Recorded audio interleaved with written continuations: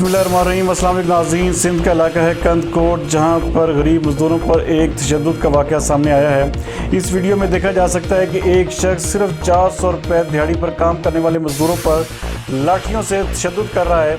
हमारे नुमाइंदा खसूसी जावेद इब्राहिम मंगी के मुताबिक तंगवानी में हाजी नूर फ्लोर मिल्स पर मुंशी नूर हसन उर्फ अब्दुल रज़ाक मलक, जो कि मजदूरों को सिर्फ 400 दिहाड़ी पर काम के दौरान लाठियों से मारता हुआ नजर आ रहा है। मजदूर 400 मन का वजन उठाते हैं, जबकि बासर मुंशी उन पर वजन उठाने के दौरान तशद्दुद भी करता है।